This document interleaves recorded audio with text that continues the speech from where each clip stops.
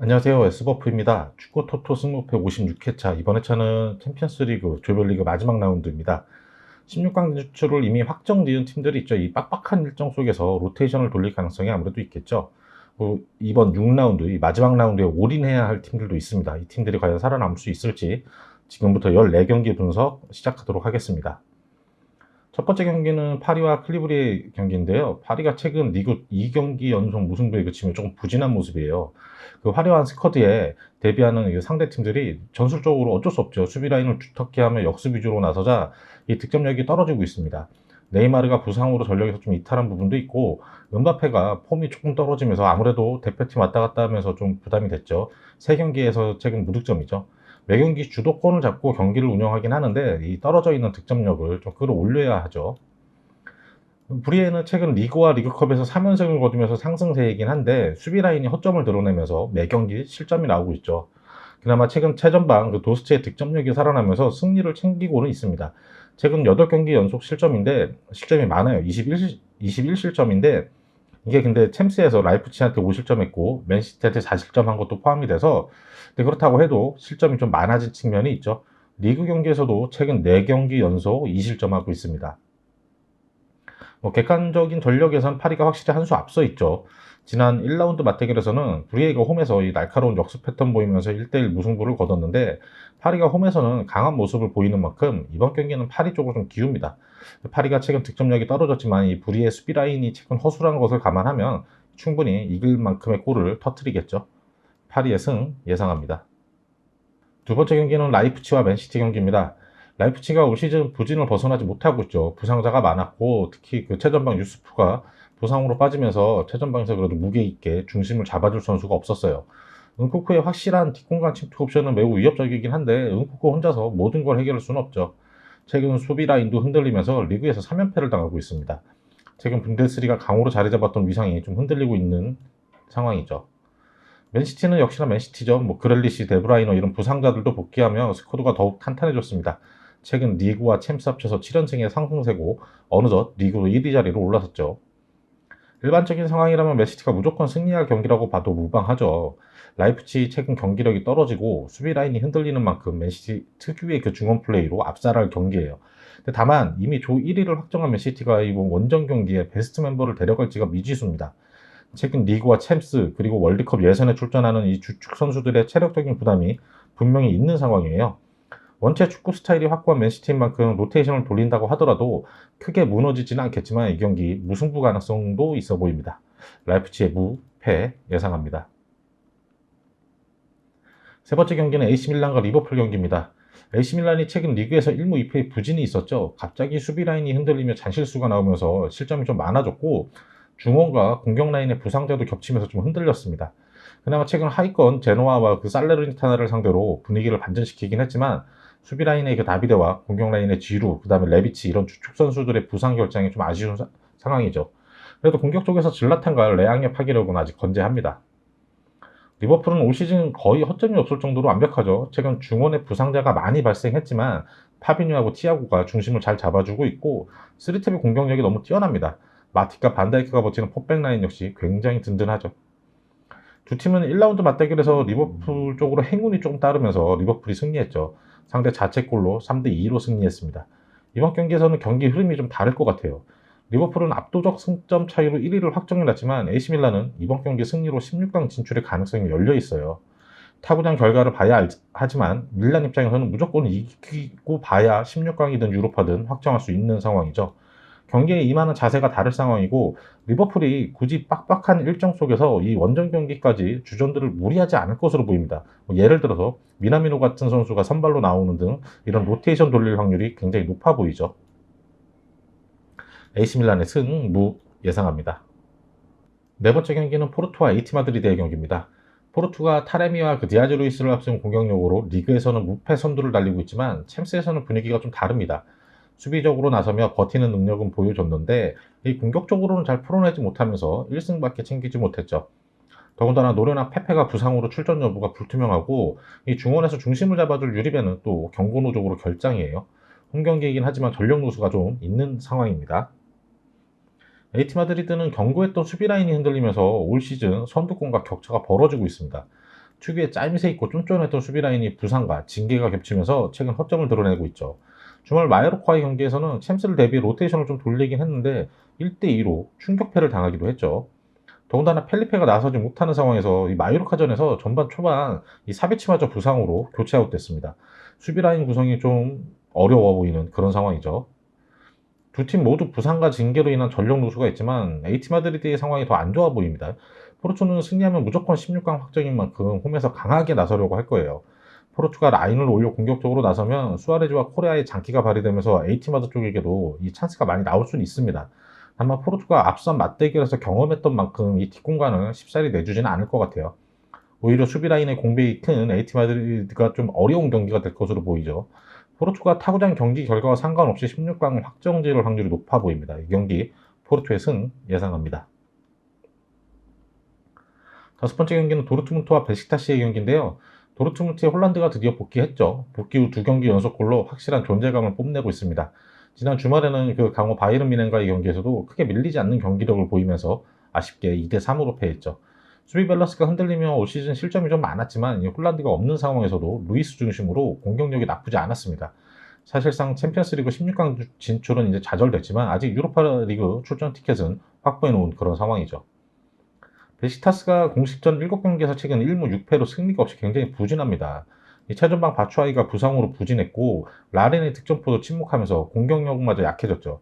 지난 시즌 리그 1위와 컵대회 더블을 달성했었지만 올 시즌 공격과 수비 모두 밸런스가 무너지면서 중위권에 머물러 있습니다.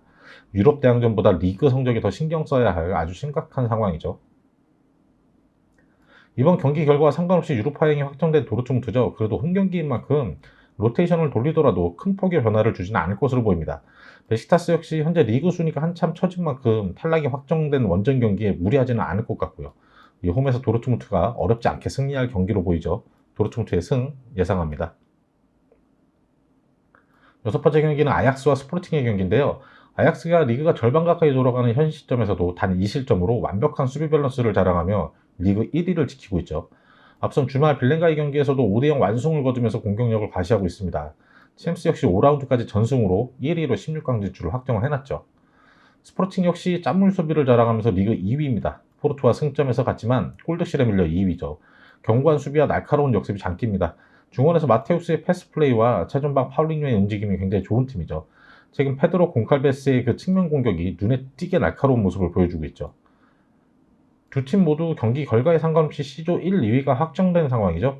바로 이어지는 리그 경기를 감안해 두 팀 모두 굳이 베스트 전력을 내보내지는 않을 것 같아요. 특히 스포르팅은 굳이 원정 경기에 무리하지 않을 것 같기도 하고요. 홈에서 아약스가 우세하겠지만 이 경기 스포르팅도 기본적인 수비 밸런스가 굉장히 뛰어난 만큼 아무래도 무승부 가능성도 굉장히 커 보입니다. 아약스의 승, 무 예상합니다. 일곱 번째 경기는 레알 마드리드와 인터밀란 경기인데요. 레알이 최근 리그와 챔스 공식전 8연승의 상승세죠.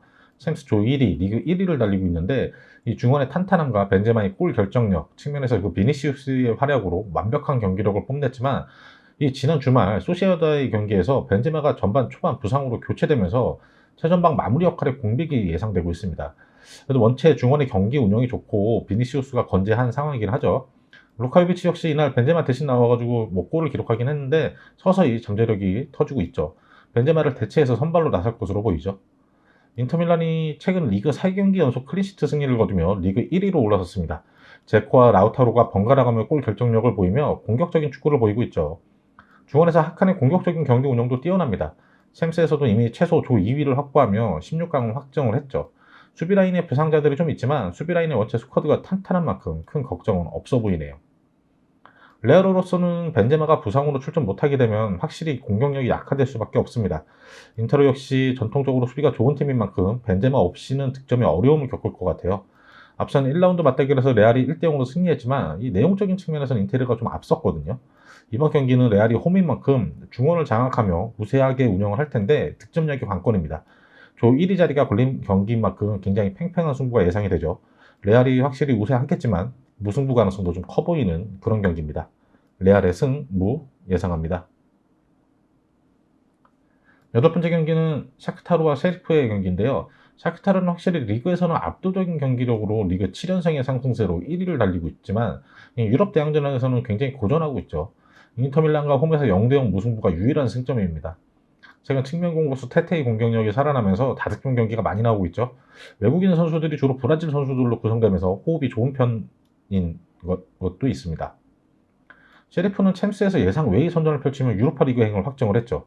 레알 마드리드 원정에서 이변을 연출했고 샤크타르 상대로 승리를 거두며 2승을 챙겼습니다. 리그에서는 16경기에서 단 5실점, 51득점이라는 이 어마어마한 경기력으로 2위를 달리고 있어요.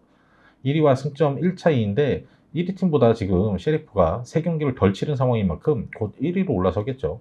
아무래도 몰도바 리그의 수준이 낮은 만큼 리그에서는 압도적인 경기력이에요. 이 셰리프에만 외국인 선수들이 굉장히 많은 편이거든요. 챔스에서는 레알, 인테르 이 강호들에게 수비적으로 어려움을 많이 겪긴 했죠. 트라우레를 앞세운 역습은 굉장히 날카롭습니다. 두 팀 모두 이번 경기 승패가 향후 유럽 대항전 일정에 영향을 주지는 않습니다. 셰리프가 이변을 연출하면 3위 자리를 확정했고 샤크타르는 기대와 달리 승리가 없었죠. 이번 경기는 샤크타르 홈에서 우세하게 가져갈 것으로 보이는데 1라운드 맞대결에서도 샤크타르가 원정임에도 불구하고 경기 내용적으로는 앞섰어요. 중원에서의 운영도 좋았고 근데 이 셰리프의 역습 상황에서 확실한 마무리 능력으로 셰리프가 승리를 했죠. 근데 이번 경기에서는 샤크타르의 태태 앞세운 측면 공격에 셰리프가 막아내기 어려울 것 같습니다.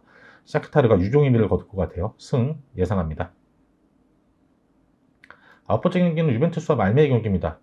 유벤투스가 최근 리그에서 이 디발라 모라타 투톱의 공격력이 드디어 살아나면서 연승을 달렸죠. 경기 운영을 잘해놓고도 마무리가 안 돼서 올 시즌 고전했었는데 이 투톱의 꿀감각이 살아났습니다. 챔스에서는 지난 라운드 첼시에게 4실점이나 하며 무너졌지만 마지막 경기 결과에 따라 조 1위 가능성도 남아 있어요. 키에사가 부상으로 출전이 불투명하지만 중원이 건재하고 이 투톱의 경기력이 살아난 만큼 이번 경기는 확실히 우세하게 가져가겠죠. 말메는 최근 경기력이 주춤하며 리그 1위 자리도 위협받았었는데 이 골득실 차에서 앞서며 리그 우승을 차지했죠. 스웨덴 리그는 4월에 시작해 12월 초에 마무리됩니다. 이 리그 후반부에 챔스를 병행하며 말메 선수단이 좀 지친 기색이 있었죠. 이번 경기가 말메의 2021년 마지막 경기가 됩니다. 이번 회차 경기 중 가장 쉽고 확실한 경기가 될 것 같습니다. 시즌이 모두 마무리된 말메 선수들에게 어떤 동기부여도 힘든 상황이죠. 반면 유벤투스는 승리하고 첼시 경기 결과에 따라서 조 1위로 올라설 수 있는 그런 상황이죠. 유벤투스의 승 예상합니다. 10번째 경기는 제니트와 첼시의 경기인데요. 제니트도 러시아 리그에서는 압도적인 경기력을 자랑합니다. 아르덴과 이란 대표 공격수 아즈문을 앞세운 이 공격력 굉장히 뛰어나죠. 이 선에서 에로켄의 공격적인 운영도 아주 뛰어납니다. 리그에서는 경기당 2.5골 정도의 높은 득점력을 자랑하고 있죠. 근데 다만 유럽 대항전에서는 약체 말메한테 5골을 기록한 것 외에 유벤투스 상대로 상대 자책골 포함해서 2골이 전부죠. 빅리그 팀들과의 경쟁에서는 아직 확실히 처지는 모습입니다. 첼시가 중원 공백에 결국 주말 리그 웨스트햄전에서 2대3으로 패했죠. 측면과 공격 전개는 좋았는데 이 수비적인 부분에서 잔실수가 좀 나왔어요. 특히 이 조르진요답지 않은 백패스 미스가 페널티킥으로 연결되고 경기 막판 상대의 약간 행운의 슈팅에 실점하면서 패하고 말았죠. 경기 내용적으로는 좋았지만 이 코바치치와 캉테의 공백으로 확실히 중앙 공격 패턴에서 좀 약한 모습이었습니다. 세트피스 공격력은 확실히 굉장히 뛰어나죠. 센터백들의 높이가 굉장히 좋아요. 여러모로 첼시가 우세한 경기로 예상이 됩니다. 첼시가 중원에 부상 결장이 있지만 확실한 측면 공격력은 건재하죠. 또한 센터백들의 제공권을 앞세운 코너킥, 세트피스 강세도 여전합니다. 다만 16강 진출을 확정한 상황에서 무리한 원정 일정을 소화할지 로테이션을 돌릴지 예측하기가 좀 힘들죠.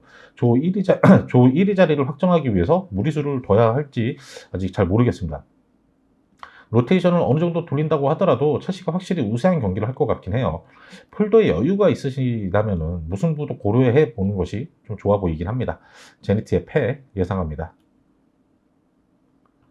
11번째 경기는 바이에른 뮌헨과 바르셀로나의 경기인데요. 바이에른 뮌헨이 여전히 압도적인 경기력으로 분데스리가 1위를 달리고 있습니다. 레반도프스키는 여전히 득점 기계처럼 리그에서만 14경기 16골이죠. 밀러, 그나브리 이런 이선 자원들의 공격력도 여전합니다. 다이오 중심으로 새롭게 재편한 포백 라인도 역시나 견고합니다. 이 공격, 중원, 수비 모두 최상위 클래스의 경기력을 보여주는 그런 선수들로 구성된 강팀이죠. 바르셀로나는 사비 감독 부임 후 체질 개선에 나섰는데 아직 경기력이 만족할 수준으로 올라서지는 않았습니다. 아무래도 부상자들이 많고 팀을 떠난 선수들이 많았던 만큼 전체적인 경기력이 살아나기에는 시간이 필요해 보이죠. 이 포백 라인과 부스케츠가 나선 중원의 수비적인 밸런스는 안정이 됐지만 공격 진영에서의 파괴력이 아직 살아나지 못하고 있죠. 아무래도 아구에로의 결정이 굉장히 아쉬운 그런 바르셀로나입니다. 미네는 지난 시즌에도 챔스 조 1위가 확정된 상황에서 마지막 경기를 치르며 어느 정도 로테이션을 돌렸지만 레반도프스키를 제외하고는 거의 주전들이 많이 나섰습니다. 전력이 한층 약해진 바르셀로나가 원정길에 미네 상대로 승리를 기대하기는 좀 힘들어 보이죠. 자칫 벤피카에게 16강행 티켓을 빼앗길 수도 있어 보입니다. 이 경기 미네의 승 예상합니다. 12번째 경기는 아탈란타와 비아레알 경기인데요. 아탈란타의 상승세가 매섭죠. 최근 리그와 챔스 10경기에서 패배가 없습니다. 지금 리그에서 나폴리, 베네치아 상대로 3대2, 4대0 승리로 공격력도 과시하고 있죠. 13경기에서 9골을 기록한 이 자파타의 존재가 2선에서 팔라시기 꿀감각도 요즘 매섭습니다. 지난 시즌 22골을 기록한 뮤리엘의 폼이 회복되지는 않았지만 공격력은 지금도 충분히 아주 매섭습니다. 3백 바탕의 그 수비 밸런스도 좋은 경기력을 보여주고 있죠. 비아레알은 드디어 제라드 모레노가 부상에서 복귀했지만 아직 시간이 필요해 보입니다. 주말 세비야전에 후반 교체 출전했는데 결정적 골차스에서 미스를 보이는 등 모레노답지 않은 경기력이었죠. 앞선 구강컵 그 하이리그 팀과의 경기에서 골을 기록했지만 압박의 강도가 다른 리그 경기에서는 부진한 경기력이었죠. 모레노가 복귀한 만큼 반등을 기대할 비아레알이긴 한데 아직은 좀 시간이 필요해 보입니다. 이번 회차 대상 경기 중 가장 치열한 경기가 될 것 같아요. 이 경기 승자가 16강 진출 막차를 탈 수가 있죠.